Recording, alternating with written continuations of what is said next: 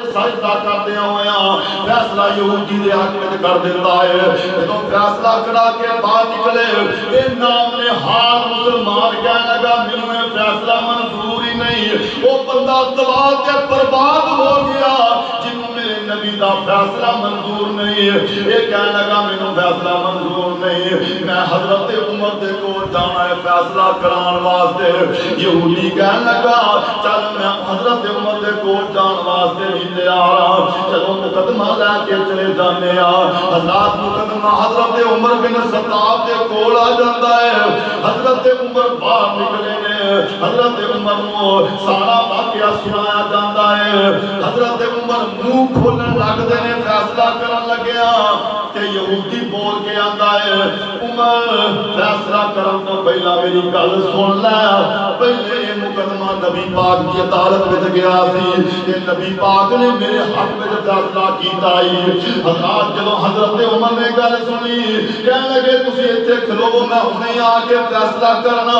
گھر جاندے نے تلوار نیام تو باہر کڈدے نے تے اوندیاں ہی بغیر کوئی گل کیتیاں اس نام نے ہر مسلمان دا سارے دے کم تو جدا کر دیتا ہے. تے آندے نے جڑا میرے نبی دا فیصلہ نہیں مندا او دا فیصلہ عمر کی تلوار ہی کر سکدی ہے.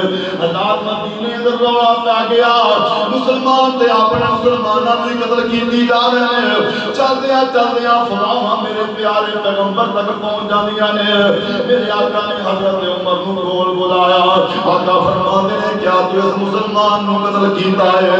حضرت عمر فرماندے سونیا میں قتل کیتا ہے تے اس واسطے قتل کیتا ہے کہ سونیا انہاں نے تہاڈی گواہی نہیں منی, تہاڈا فیصلہ نہیں منیا. حضرت عمر دیاں گلاں میرے آقا دے سن دے پے نے. آسمان تو نبی پاک دے وحی آ جاندی ہے. اللہ فرماندے نے سونیا جو عمر نے کیتا ہے او بالکل ٹھیک کیتا ہے. تے اس دن تو بعد حضرت عمر دا نام حضرت عمر بن حضرت عمر فاروق پہ جاتا. پہلے عمر بن خطاب سی, اج تو بعد فاروق اعظم بن جاندے نے. فاروق دا مطلب ہے حق اور سچ وچ فرق کرنے والا.